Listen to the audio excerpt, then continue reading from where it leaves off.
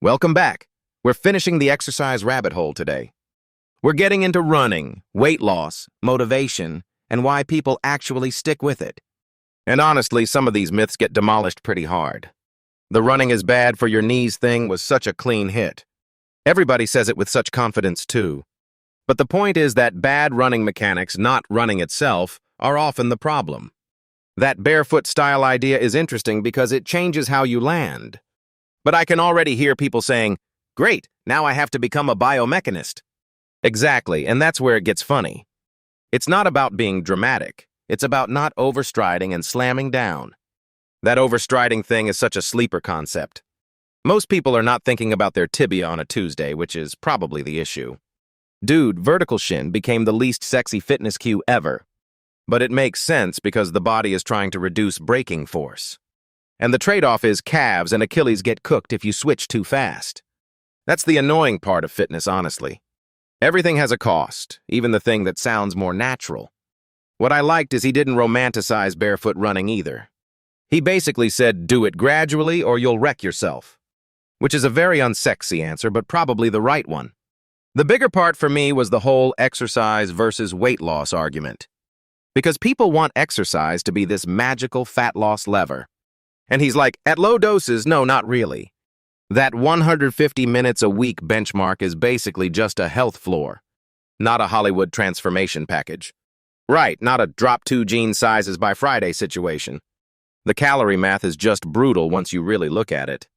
A cheeseburger can erase a lot of walking very quickly. The body is rude like that.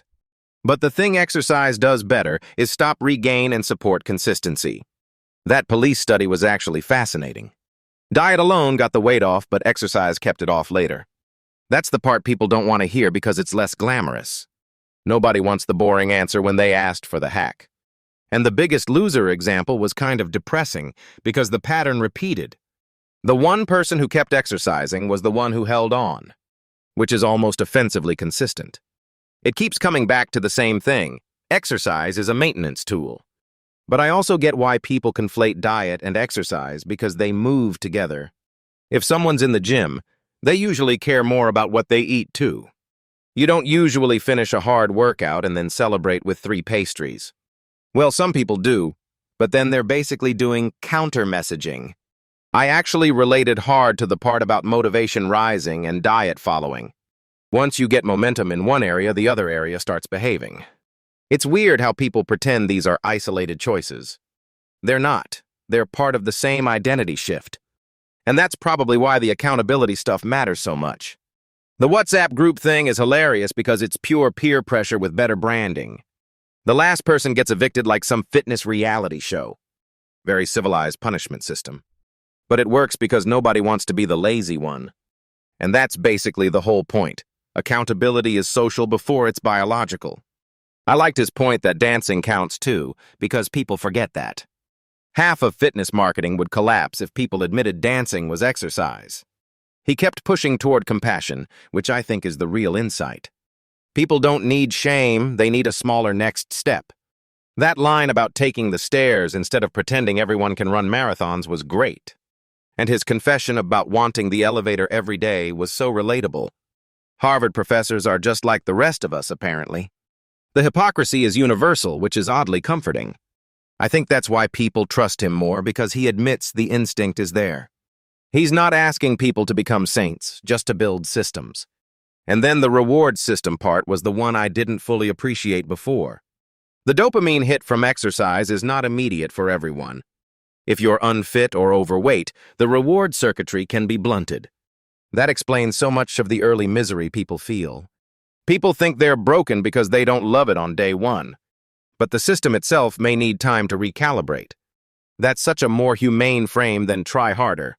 Also, running around Central Park while carrying extra weight sounds miserable. Like, obviously the experience is going to be harder. Yet people act shocked when the first weeks feel awful. He made me think about how many people fail because they expect instant reward. And then they conclude they're lazy instead of just early. That distinction matters a lot. Your question about what changes when someone becomes an exerciser was good. And his answer being social made a ton of sense. I don't think it's just willpower. It's belonging, routine, and embarrassment. Embarrassment is a bigger coach than most apps. Apps are motivational in theory and decorative in practice. A friend waiting for you at 6 a.m. is terrifyingly effective, because your brain at night is a liar. Night you promises everything. Morning you has receipts. The commitment contract thing with the money penalty was wild. Sending money to the NRA if you miss a walk is insane leverage. That is not motivation, that is emotional warfare. But if it works, it works. It also shows how much behavior change is about designing consequences. Not just hoping you wake up enlightened one day. The phone wallpaper thing you mentioned fits that too.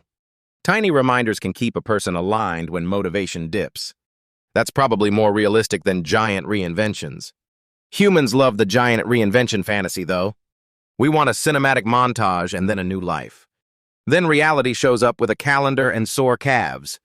The final question about friction was a strong closer too. Comparing yourself to others is such a sneaky source of misery. It looks productive, but it mostly steals joy. He's right that it turns into pride on one side and jealousy on the other. Both are just ways of getting trapped outside your own life. That whole answer felt like the most emotionally honest moment. And maybe that's why the health conversation landed so well overall. It wasn't really about hacks. It was about making the human thing easier. More stairs, more walking, more support, less shame. And less pretending everyone should become a marathon monk. Very poor sales strategy, honestly. The stats at the end were still kind of terrifying, though. Half of Americans ever exercising is a brutal number. And only a fifth meeting the minimum is even worse. It makes prevention look less like a wellness trend and more like survival. Which is why the book matters, even when it annoys people. Especially when it annoys people. The annoying books are usually the ones you remember. And I think that's a good place to land this series. We went from myths to mechanics to motivation, which feels complete. Hopefully people take one thing and make it smaller, not bigger. That's probably the real takeaway across all 3 episodes. And if nothing else, stop saying running automatically destroys knees. Thanks for riding through the whole series with us. We'll catch you in the next one. Welcome back. We're finishing the series with exercise myths, weight loss, and why motivation is such a mess. And honestly, this is the episode where the whole thing gets more human than heroic. The first thing that hit me was how angry he got about running and knees. Because that myth is just everywhere, man. People say it like it's wisdom, like they got it from a sacred scroll. Meanwhile, the actual answer is just, maybe you run badly. Exactly, and that is so much less dramatic than running is destroying humanity. His point was basically that joints like being used, not coddled. That part is weirdly reassuring, because it flips the whole fear script. But he didn't let people off the hook either, which I liked. He was like, yes, running helps, but if you overstride like a maniac, your knees will hate you. That visual of just slamming your heel into the ground was brutal. And the shoe thing is funny because everyone wants the shoe to be the magic object. He basically said the body cares more about mechanics than branding, which is a horrifying sentence for sneaker companies. Yeah, nobody wants your expensive shoes are not the main character. The cadence stuff was actually more interesting to me than the barefoot part. Because it wasn't go run barefoot tomorrow, it was stop overstriding and be gradual. Which is annoyingly sensible, because sensible advice never goes viral. Sensible advice is terrible for engagement. Then the exercise for fat loss debate got real. His answer was basically that everybody is arguing at the wrong dose. Like 150 minutes a week sounds official, but it's not a fat loss cheat code. 20 minutes a day of walking is not going to erase a cheeseburger personality. A cheeseburger personality is insane, but unfortunately accurate. That was the big distinction, though. Losing weight versus not regaining it. And that's where exercise seems way more powerful than people credit it for. Not glamorous, not fast, just durable. Durable is a very unsexy word for a very important thing. The police study was such a perfect example because it was so ordinary. Diet plus exercise helped a bit more, but exercise mattered most when the diet ended. That's the annoying part of health, honestly, the part nobody wants to hear. The body is not impressed by your short-term enthusiasm. It really is not. It's like, cool story, where were you for the last 6 months? And that connected to your point about your own routine changing with the gym. I think that's the most relatable thing in the whole conversation. When people get active, they usually stop pretending food and exercise live separately. Because if you go train hard, you do not want to ruin it with nonsense right after. Exactly, nobody wants to pay gym rent and then also pay donut tax. But he also made the social point, which I think is the real unlock. People don't just exercise because they understand it. They exercise because it fits their life. Running with friends, dancing, accountability, all of that makes it feel less like punishment. And more like you accidentally became a person with structure. The accountability stuff was wild, especially that commitment contract example. Sending money to the NRA if you skip a walk is next-level spite architecture. Spite architecture is such a good phrase, that's exactly what it is. But it proves the point that a lot of behavior change is just engineering consequences. Not inspiration, not willpower, just consequences people actually care about. Which is a little depressing, but also very true. And then he pivoted into compassion, which I think was the emotional center of it. Because he kept saying people feel shamed before they even start. That's such a huge problem in fitness culture, the moral superiority vibe. The "I run at 5 a.m. so I am spiritually better than you" crowd. Those people are unbearable, and they always know they're unbearable. His point was that even small things count, like taking the stairs. And that matters because it makes the bar human-sized. If you tell people they need marathons, they just leave the room mentally. They don't even leave, they just spiritually log off. The reward system bit was probably the most interesting science layer. He said fit people get the dopamine reward more easily than unfit people. That's massive because it means beginners are not just weak, they're under-rewarded. Exactly, they're doing hard work without the payoff signal yet. That changes how you talk to people who say they hate exercise. Maybe they don't hate it forever. Maybe they just haven't crossed the reward threshold. Which means the first months are basically emotional debt repayment. Emotional debt repayment is crazy, but yes, that's the whole thing. And then there's the piece about weight and privilege, which people hate hearing. Because both diet and exercise track with resources in obvious ways. Healthy food, gym access, time, recovery, all of it costs something. So when people act like body size is just a simple moral scoreboard, it gets silly. Yes, obviously everyone is one perfect habit away from becoming a newsletter. A newsletter is the final form of the fitness bro, honestly. But the bigger message was that exercise helps most with prevention and maintenance. Not magic transformation, not instant abs, just less decline and better function.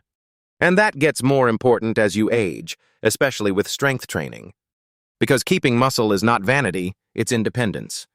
That part landed hard for me, actually. We talk about fitness like it's aesthetics, but he kept dragging it back to survival. Which is probably why the prevention angle felt so urgent. Our system loves treatment, but prevention is the cheaper, smarter move. We wait until people break, then act surprised that fixing them is expensive. That's the weird tragedy at the center of the whole conversation. And if I had to compress this whole episode, it's that health is boring in the best way. Boring, social, gradual, and deeply unsexy. But also way more forgiving than the internet makes it sound. You do not need to be perfect, you just need to start smaller than your ego wants. And you need people around you who make it easier, not more performative. That's the real anti-influencer message. Also, I love that he admitted he still wants the elevator. That honesty is so refreshing because it kills the fake saint energy. Nobody should have to cosplay as a perfect, healthy person to make progress. That might be the best ending to the whole series, honestly. We started with myths, and we ended with something much better than myths, permission to be messy.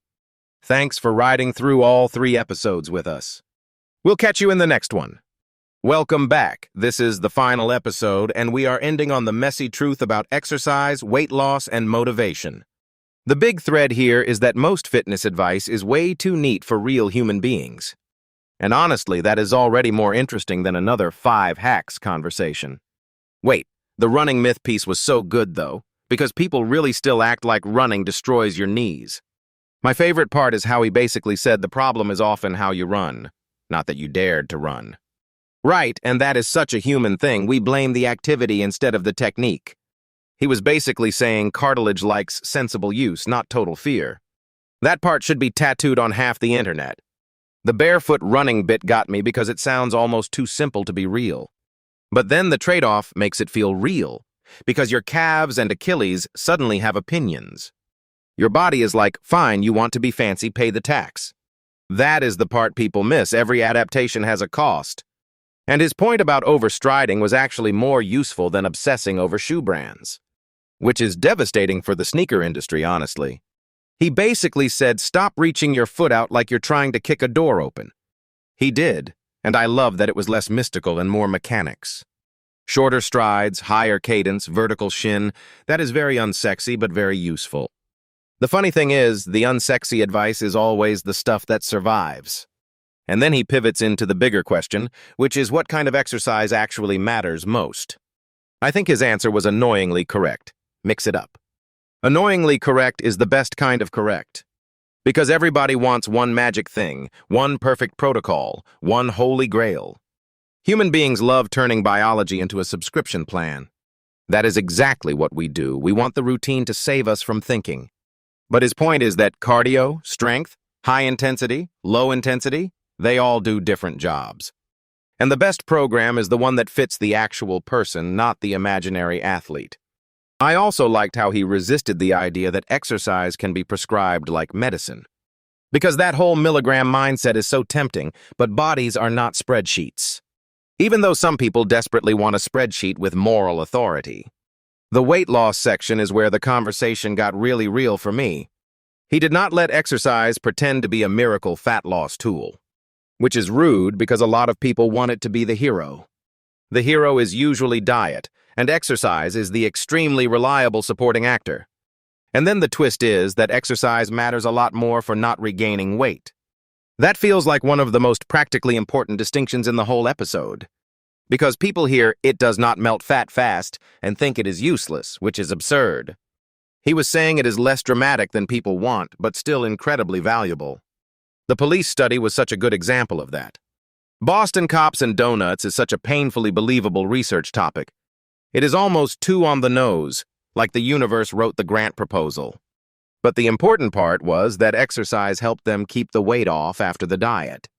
And the Biggest Loser example was even darker, because it showed how brutal rebound can be. People love transformation stories until the maintenance phase arrives. That is where most of the truth lives, not in the before and after photo. The before and after photo is basically a lie with good lighting. I also thought the way he tied diet and exercise together was important. In real life, they co-vary, and people who care about one often care about the other, which is inconvenient for content creators who want a clean fight. Yes, because the internet loves diet versus exercise like it is a boxing match. But biology does not care about our favorite framing. The emotional part of the conversation hit me even harder than the data. When he said we need compassion and not shaming, that felt like the real thesis. Because so much fitness culture is just public guilt with better branding. Public guilt with better branding is a brutal phrase, but it is accurate. And it matters because shame usually makes people hide, not change. I liked that he admitted he still wants the elevator every day. That was maybe the most relatable moment in the whole thing. Anyone pretending they always want the stairs is selling something. He was basically saying behavior change starts with honesty, not cosplay. And then the dopamine idea made the whole struggle feel less personal and more biological. New exercisers often do not get the reward immediately, so the early phase is a grind. That is such a kind explanation for why people fall off. It also explains why the first 6 months of exercise feel like emotional tax filing. And if you start from a harder place, even the same workout costs more effort. Which is why his emphasis on social support made so much sense. The WhatsApp group example was hilarious and actually profound. 10 people, monthly eviction, raffle, fitness punishment that is absurdly effective. It is so petty that it becomes genius. Accountability works because humans are social before they are disciplined. And he kept circling back to the same thing. Make movement more rewarding. That can be friends, routines, a trainer, or just not feeling like a failure. I think that is why this episode felt bigger than exercise. It was really about how people build habits without turning themselves into enemies. Which is a much harder product to sell, by the way. But it is the only version that actually lasts. And I love that he ended on comparison, because that is such a sneaky trap. Comparing yourself to other people can quietly wreck your happiness. It turns progress into a scoreboard instead of a life. And a scoreboard is a terrible therapist. Across the whole series, the strongest idea is probably mismatch. We are modern humans living in a world our bodies did not expect. So exercise is not some moral bonus point, it is a repair tool. Not perfect, not glamorous, just necessary. And honestly, that is a much more adult message than fitness usually gets. So if someone is listening and feels behind, that is kind of the point. Start small, stop shaming yourself, and do something you can repeat. Even the stairs count, which is annoyingly motivating. And that is where we will leave this series, with less perfection and more honesty. Thanks for being with us through all 3 episodes. We will catch you in the next one.